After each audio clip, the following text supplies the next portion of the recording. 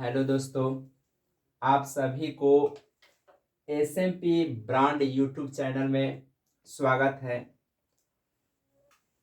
आज हम Bihar board matric 2024 में 24 के एग्ज़ाम में आने वाले कुछ मोस्ट वीवीआई अर्थात ये जितने भी आप प्रश्न बोर्ड पर देख रहे हैं, ये सभी प्रश्न 100% आप लोगों से दावा है कि ये जितने भी प्रश्न हैं आपके परीक्षा में आने वाले हैं।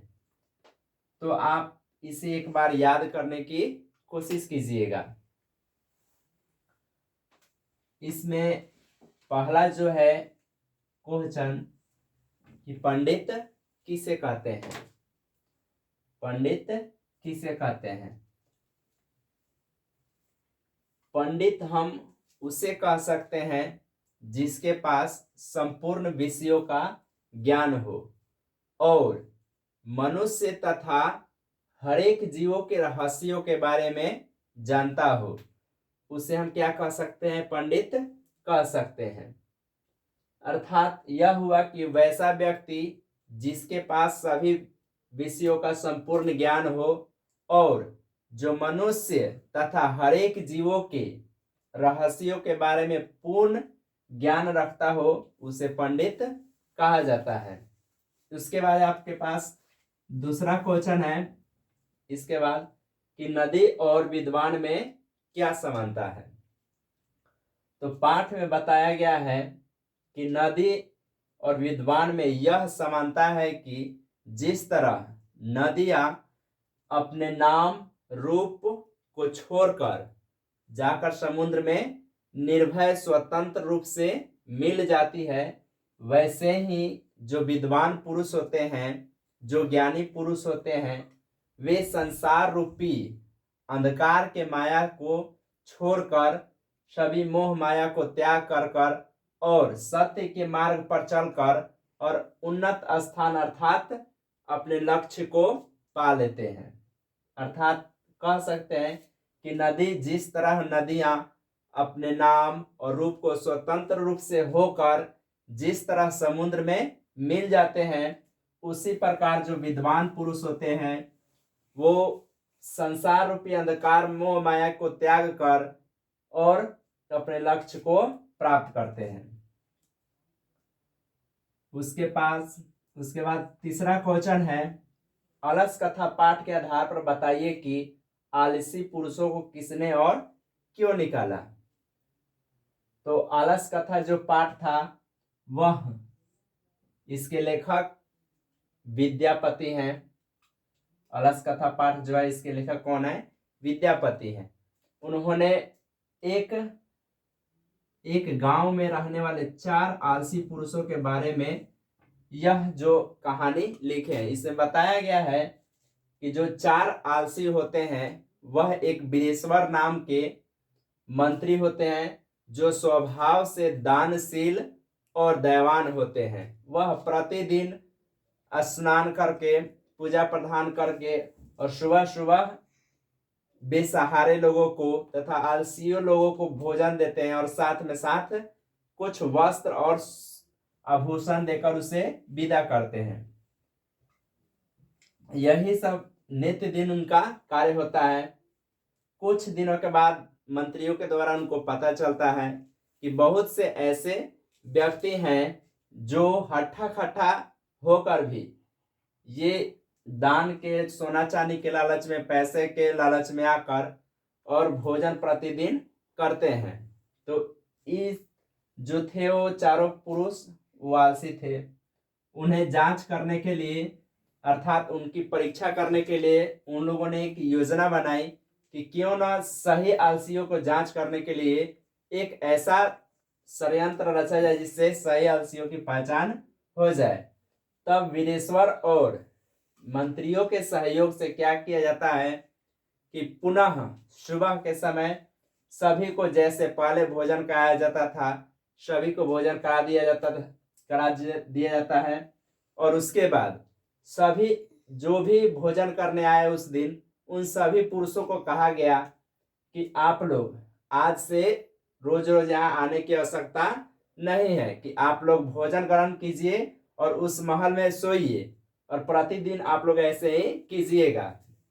तो सभी ने, जितने भी पुरुष थे, वे सभी ने मंत्री के कहे गए अनुसार, बातों के अनुसार उन्होंने भोजन ग्रहण किए और उस झोपड़ी में जाकर सो गए, जिसका नाम था आलसशाला। आलसशाला आलसशाला नाम था। उसी में जाकर क्या हो गए, सो गए। जब सो गए तो क्या हुआ, कुछ देरी बाद आलसी कर्मी के जितने भी कर्मचारी थे, उसने उस झोपड़ी के बाहर से आग लगा दी।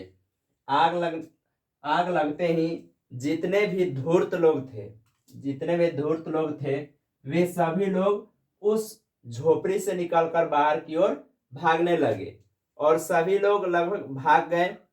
परंतु बाद में देखा गया कि 4 ऐसे व्यक्ति थे जो अभी तक वहां से अपने स्थान से उठकर नहीं भागे थे। अर्थात हम कह सकते हैं कि उन सभी में ऐसे 4 व्यक्ति थे जो सचमुच में आलसी थे। तब देखा गया कि वे जो 4 व्यक्ति हैं वे नहीं भाग रहे हैं। तब वहां के आलसियों ने कुछ अपने आप में विचार करके योजना बनाई कि उन सभी को क्या किया जाए कि निकाला जाए। और धीरे धीरे जो आलसी वहां के कर्मचारी थे, उन आलसी पुरुषों को बारी बारी से बाल पकड़कर बारी बारी से उन्हें झोपड़ी से बाहर निकाला गया, क्योंकि जब उनकी मृत्यु हो जाती तो उनकी हत्या की दोष उनके ऊपर लग भी सकता था। यही कारण था जिसके कारण उन लोगों को बारी बारी से उस आलसशाला झोपड़ी से बाहर निकाला गया। फिर उसके बाद है 4 नंबर क्वेश्चन कि विवाह संस्कार एक पवित्र संस्कार है कैसे। तो विवाह जो मनुष्य के जीवन में कुल 16 संस्कार आते हैं। इन 16 संस्कारों में से एक विवाह जो संस्कार है ये एक है। उन 16 संस्कारों में से विवाह एक क्या है, संस्कार है। इस विवाह संस्कार को बहुत ही पवित्र संस्कार इसलिए कहा जाता है क्योंकि ये जब संस्कार मनुष्य में आता है तो वह एक गृहस्थी जीवन में प्रवेश करता है, अर्थात उसके ऊपर घर का तथा अन्य परिवारों का बोझ आ जाता है और वह अपने साथ साथ घर परिवार के अन्य सदस्यों का भी भरण पोषण करता है तथा उसमें सही और गलत कार्यों को पहचान करने की क्षमता आ जाती है। इस कारण से भी इस संस्कार को पवित्र संस्कार भी कहा जाता है तथा इसके अलावा विवाह संस्कार में बहुत से अच्छे अच्छे कर्म कांड होते हैं जिसके कारण बोल सकते हैं, वो उसके कारण भी इसको पवित्र संस्कार के नाम से जाना जाता है।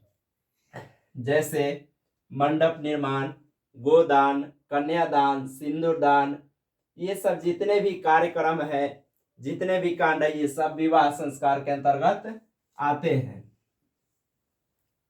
फिर उसके बाद आपका 5 नंबर क्वेश्चन है कि कर्मवीर कथा पाठ से हमें क्या शिक्षा मिलती है।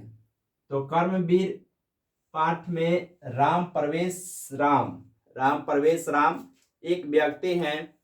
उन्हीं के द्वारा व्यक्ति के जो मन में एक कर्मवीर के प्रति है, अर्थात उस किसी भी व्यक्ति को अपने लक्ष्य के प्रति ऐसे लगनशील होना चाहिए, अर्थात ऐसे कर्तव्यान होना चाहिए जिससे वह क्या हो अपने लक्ष्य को चुके नहीं। अर्थात कठिन परिश्रम करके, जिस तरह राम कठिन परिश्रम करके अपने जीवन में लक्ष्य को हासिल किए, वैसे ही हम सभी को यह फर्ज बनता है या यह कोशिश करनी चाहिए कि हम उनके जैसा करें, अर्थात लगातार मेहनत करें, लक्ष्य के प्रति लगातार मेहनत करें। तब तक मेहनत करते रहें जब तक हमें सफलता मिल नहीं जाती। इस पाठ से यही हमें शिक्षा मिलती है कि मनुष्य को कभी भी अपने जीवन में हार नहीं मानना चाहिए और उसे अपने लक्ष्य के प्रति कड़ी मेहनत करनी चाहिए और लगन से करनी चाहिए। एक दिन ना एक दिन उसे सफलता मिल सकती है। यही इस पाठ में बताया गया है। फिर उसके बाद 6 नंबर क्वेश्चन है कि स्वामी दयानंद समाज के महान उद्धारक थे। कैसे? अर्थात स्वामी दयानंद जो सरस्वती थे, ये आर्य समाज के संस्थापक थे और इनके बचपन का नाम जो था मूल शंकर था। और यह जो ऐसे व्यक्ति थे जिन्होंने एक इनके साथ जीवन में ऐसी घटना हुई जिसके कारण आगे चलकर इन्होंने मूर्ति पूजन का विरोध करने लगे। अर्थात जो व्यक्ति मूर्ति का पूजा करते थे, पत्थर का मूर्ति बनाकर या माटी का मूर्ति बनाकर, उसका यह विरोध करने लगे स्वामी दयानंद सरस्वती। क्यों? क्योंकि इन्होंने जीवन में एक ऐसी घटना देख ली जिसके कारण इनके मन में उनके प्रति विरोध उत्पन्न हो गया। और इनकी जो प्राथमिक शिक्षा थी वह संस्कृत भाषा में ही दिया गया था। इनकी प्राथमिक शिक्षा जो थी संस्कृत भाषा में दिया गया था और इन्हें आगे चलकर समाज द्वारा इसलिए कहा गया क्योंकि इन्होंने समाज के बीच से ऐसे ऐसे दूषित प्रथाओं को खत्म किए जिसका कल्पना हम लोग कर सकते हैं। जैसे समाज में पहले जो समाज था प्राचीन काल में, या बोल सकते हैं या मध्यकालीन में समाज में जो था बहुत सी कुरीतियां प्रथाएं फैली थी, बेकार या दूषित प्रथाएं बोल सकते हैं, जिससे समाज को बुरा प्रभाव पड़ता था। वे सब प्रथाएं जो थी समाज में फैली हुई थी, उन सभी कुरीतियों को अर्थात दूषित प्रथाओं को स्वामी दयानंद सरस्वती द्वारा समाप्त किया गया। जैसे नारी अशिक्षा, अर्थात नारी को पढ़ाई से, शिक्षा से वंचित किया गया था। उसके बाद सती प्रथा, उसके बाद क्या था? सती प्रथा। सती प्रथा का मतलब जिस स्त्री का यदि पति की मृत्यु हो जाती थी तो उनके साथ साथ उनकी पत्नी को भी जला दिया जाता था। इसी को सती प्रथा बोला गया था। ये जो प्रथा थी उस समय समाज में फैली हुई थी। उसके बाद बाल विवाह, उसके बाद जो था बाल विवाह, अर्थात बच्चों को या लड़के को लड़कियों को क्या किया जाता था कि बचपन में ही उनका शादी विवाह कर दिया जाता था। ये सब जो थी प्रथाएं फैली हुई थी जिसके कारण समाज जो था विकासशील नहीं हो रहा था। इन सभी का चिंतन करते हुए स्वामी दयानंद सरस्वती ने क्या किया कि इन सब प्रथाओं को धीरे धीरे करके समाज से दूर किया और एक नए समाज का विकास किया जिसे आर्य समाज के नाम से जाना जाता है। इसीलिए स्वामी दयानंद सरस्वती को समाज के महान उद्धारक माना जाता है। उसके बाद अगला है 7 नंबर क्वेश्चन है आप लोगों को कि नीति श्लोक पाठ के अनुसार कौन कौन से 3 वस्तुओं का त्याग करना चाहिए, अर्थात त्याग करना चाहिए। यहाँ पर गलती हो गया है, त्याग करना चाहिए मतलब 3 ऐसे मनुष्य के अंदर दोष हैं जिनका त्याग करने से वह मनुष्य के जीवन में खुशी आ सकती है, अर्थात स्वर्ग का योग्य बन सकता है। वो 3 जो है कौन सा है? तो काम, क्रोध और लोभ।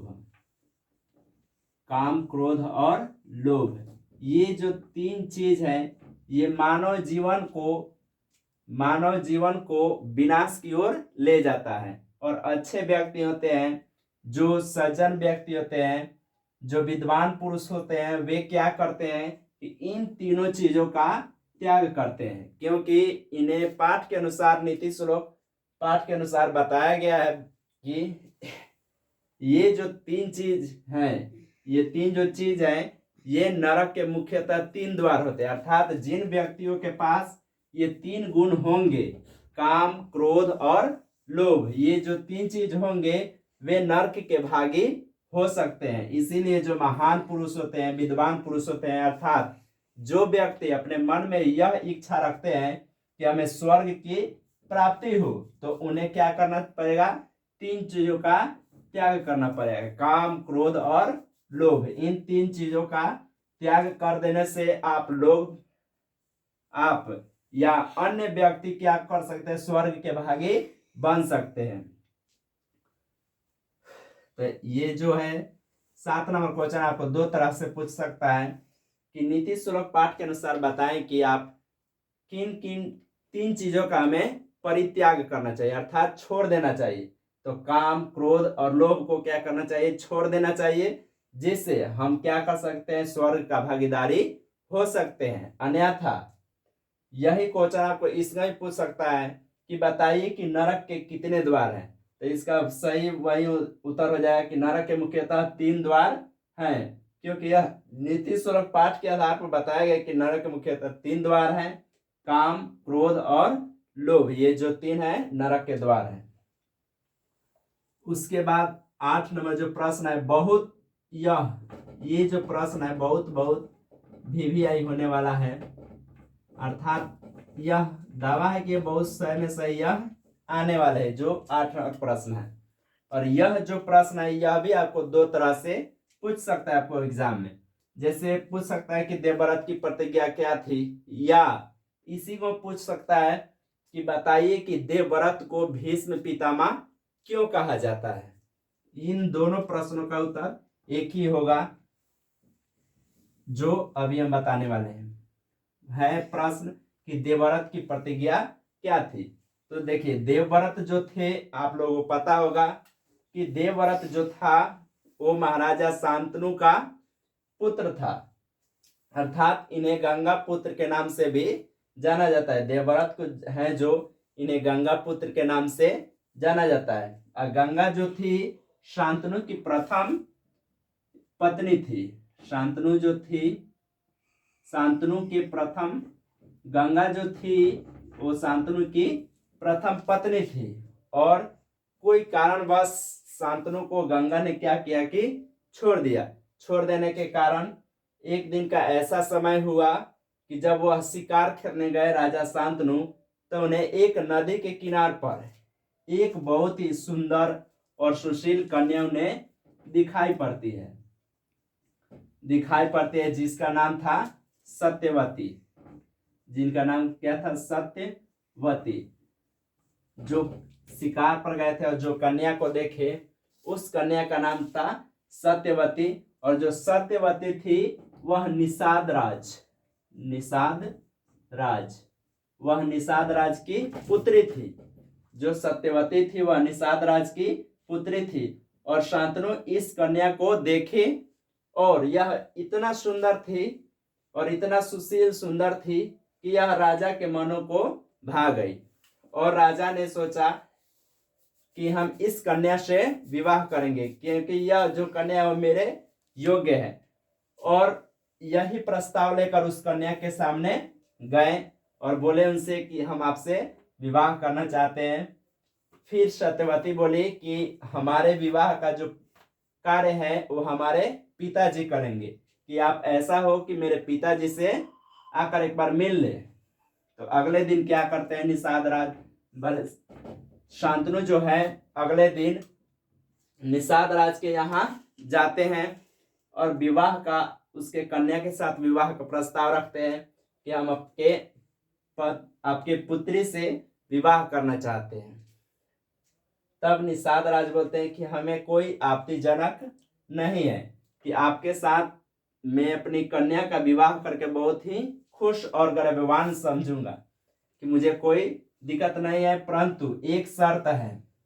अब वह शर्त बताते हैं शांतनु को कि मेरी पुत्री सत्यवती से जो संतान उत्पन्न होगी वही हस्तिनापुर के राजा बनेंगे। तब अगर यह शर्त आपको मंजूर है तो मैं विवाह करने के लिए, अपनी कन्या का विवाह करने के लिए आपके साथ राजी हूं। क्योंकि जो शांतनु था उस समय हस्तिनापुर का राजा था। हस्तिनापुर, महाराजा शांतनु जो थे उस समय हस्तिनापुर के राजा थे। राजा होने के कारण, और उन्होंने सत्यवती से मिलने से पहले ही गंगा से यह वचन दे चुके थे कि हस्तिनापुर के जो राजा बनेंगे, हमारे जो पुत्र हैं देवव्रत, यही हस्तिनापुर के राजा बनेंगे। और यह जो है वचन गंगा को शांतनु दे चुके थे। और यह बात जब सुने निषाद राज के मुंह से कि सत्यवती के गर्भ से जो संतान उत्पन्न होगी वही वहां का राजा बनेगा। जब यह सुने तो वह कहे कि यह संभव नहीं है। तब निषाद राज बोले उनसे कि जब मेरा यह शर्त आपको मंजूर नहीं है तो आप मेरे पुत्री से विवाह करने का ख्याल हटा दीजिए कि हम नहीं कर सकते हैं। जब इतना बात निषाद राज बोले तो वह क्या किए कि घर चले आए। जो शांतनु थे वो अपने महल की ओर लौट गए और कुछ दिनों तक उदास रहे। उसके बाद देवव्रत का ध्यान जब अपने पिता पर जाता है और वह जब चिंतित देखे अपने पिता को तो पूछे चिंता का क्या कारण है पिताजी, मुझे बताएं। परंतु जो शांतनु थे, शांतनु अपने जो मन की बात है वो बता नहीं पाए, क्योंकि ऐसा ही था जो जिसके कारण यह नहीं बताए। फिर भी जो देवव्रत थे उन्होंने हार नहीं माना और अपने पिता के सारथी से उन्होंने जाकर सब बातों को सुना अर्थात पूछा। जब उनसे पूछा सारथी से कि बताओ सारथी, मेरे पिताजी आजकल बहुत ही चिंतित और उदास है, क्यों? तब जो है सारथी उनको सभी बात बताते हैं। बताने के बाद देवव्रत जो हैं उसी समय क्या करते हैं, पुनः अपने से निषाद राज के पास जाते हैं और उन्हें विवाह करने के लिए बोलते हैं कि हाँ, हम आपके पुत्री से हम अपने पिता का शादी कराने का प्रस्ताव लेकर आए हैं कि आपको करने में क्या हर्ज है। तब वही शर्त फिर पुनः बोलते हैं निषाद राज भीष्म पितामह से कि सत्यवती के गर्भ से जो संतान उत्पन्न होगा वही हस्तिनापुर का राजा बनेगा। अगर यह शर्त आपको मंजूर है तो हम अपने पुत्री का विवाह आपके पिता के साथ कर सकते हैं। तो निषाद देवव्रत बोले कि ठीक है, कोई बात नहीं, कि हम आपको वचन देते हैं कि जो सत्यवती के गर्भ से संतान उत्पन्न होगा वही हस्तिनापुर का राजा बनेगा। और यह कहकर निषाद राज से बोले कि हमें यह मंजूर है, यह जो शर्त है हमें मंजूर है। निषाद राज कहे कि ठीक है, तब कोई दिक्कत नहीं। परंतु कुछ देरी के बाद सोचने के बाद निषाद राज में यह सोचते हैं कि अगर मान लीजिए कि सत्यवती का भी पुत्र हुआ और कभी ऐसा भी समय हुआ कि देवव्रत अगर शादी कर लिए और उनसे जो संतान उत्पन्न होगी वो भी तो राज के लिए झगड़ा लड़ाई करेंगे। यही बात जब उनके ख्याल में आए तो उन्होंने देवव्रत से बोले कि अच्छा बताइए राजकुमार, कि अगर आप किसी दिन शादी करते हैं और आपका भी संतान होता है, पुत्र होता है, तो वह भी तो हस्तिनापुर के राज के लिए मांग करेंगे। तो बोले कि हाँ, ये तो बात सही है कि वो भी मांग कर सकते हैं। तो अब निषाद राज बोलते हैं तो ये कैसे संभव है? अगर मान लीजिए कि दोनों में राज्य को लेकर युद्ध हो गया तो क्या होगा, कोई एक ना एक का वध हो जाएगा। तो बोले कि हम इसी चिंता में हैं कि अब क्या करें। तब देवव्रत बोलते हैं कि हम अभी इस चिंता को आपका दूर करते हैं, चिंतन को दूर करते हैं कि हम आपको अभी इसी वक्त अग्नि, जल, वायु, सूर्य, चंद्रमा को साक्षी मानकर यह प्रतिज्ञा लेते हैं कि मैं आजीवन भर ब्रह्मचारी रहूंगा।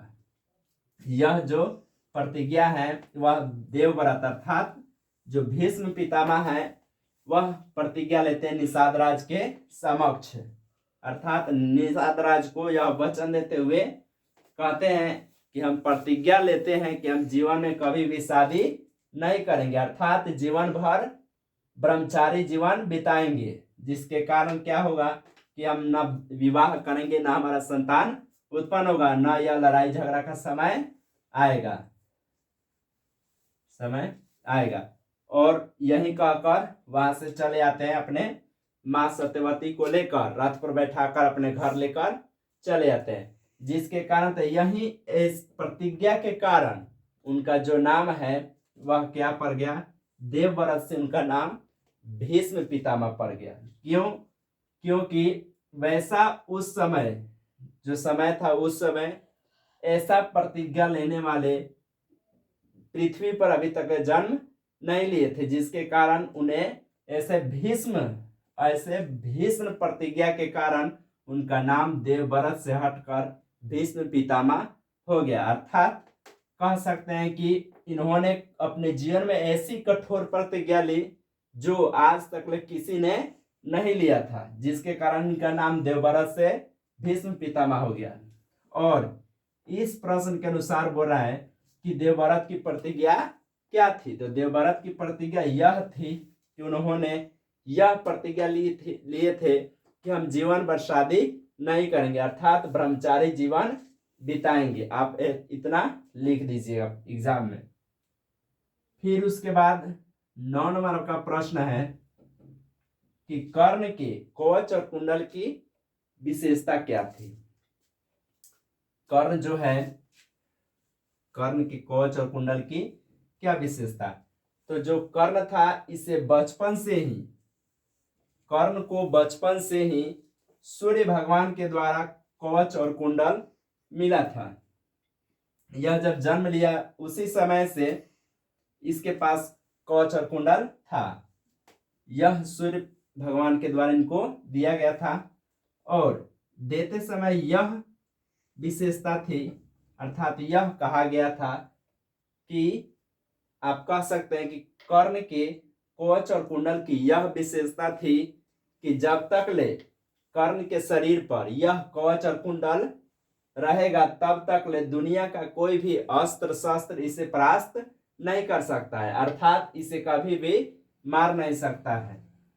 जब तक कवच और कुंडल कर्ण के पास रहता तब तक ले कोई भी दुनिया का अस्त्र शस्त्र नहीं मार सकता था। यही उसके कवच और कुंडल की विशेषता थी। उसके बाद है कि जो कर्ण था इसे सूर्य पुत्र के नाम से भी जाना जाता है। कर्ण को सूर्य पुत्र के नाम से जाना जाता है और कर्ण महाभारत युद्ध में कौरव के पक्ष से अर्थात दुर्योधन के पक्ष से युद्ध कर रहा था। क्यों? क्योंकि जो कर्ण था दुर्योधन का परम मित्र था और यह जो कर्ण था यंग देश का राजा था। यंग देश का राजा था। ये जो सभी प्रश्न छोटे मोटे ये सब आपको ऑब्जेक्टिव में पूछ सकते हैं, बहुत ज्यादा चांस है। यह पूछ सकते हैं कि हम बताइए कि कर्ण किस देश के राजा थे, तो यंग देश के। फिर उसके बाद पूछ सकता है कि कर्ण किसके पुत्र थे या कर्ण को क्या कहा जाता है, तो सूर्य पुत्र कहा जाता है। परंतु यह जो थे वास्तविक में यह कुंती के पुत्र थे। जो कर्ण था वह कुंती का पुत्र था और इसे सूर्य भगवान ने वरदान में कुंती को दिया था, जिसके कारण इन्हें सूर्य पुत्र कहा जाता है। और यह सूर्य भगवान के कह सकते बहुत ही बड़ा उपासक थे, इसी कारण भी इन्हें शिव पुत्र के नाम से भी जाना जाता है। सूर्य पुत्र के नाम से जाना जाता है। उसके बाद 10 नंबर क्वेश्चन है आप लोगों का, अंतिम क्वेश्चन है। 10 नंबर क्वेश्चन बोल रहा है कि नीति श्लोक पाठ के आधार पर बताइए कि कैसे व्यक्ति को ढूंढना दुर्लभ है और कैसे व्यक्ति को ढूंढना सुलभ है। अर्थात नीति श्लोक पाठ में आपको यह बताया गया है कि बताइए कि कैसे व्यक्ति को जो है समाज से ढूंढना अर्थात समाज में ढूंढना बहुत ही आसान है और कैसे व्यक्ति को ढूंढना बहुत ही मुश्किल है। तो नीति श्लोक पाठ में यह बताया गया है कि समाज के बीच से मतलब बहुत ही आसान है सत्य बोलने वाले व्यक्ति को खोजना, अर्थात सत्य व्यक्ति को ढूंढना समाज में बहुत ही आसान है।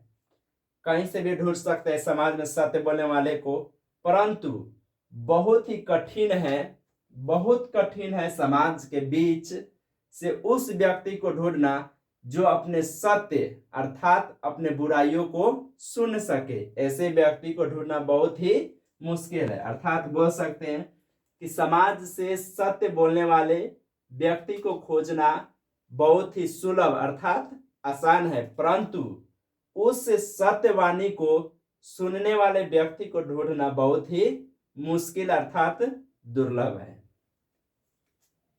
बस ये जितने भी प्रश्न हैं इन सभी को आप कोशिश कीजिएगा याद करने के।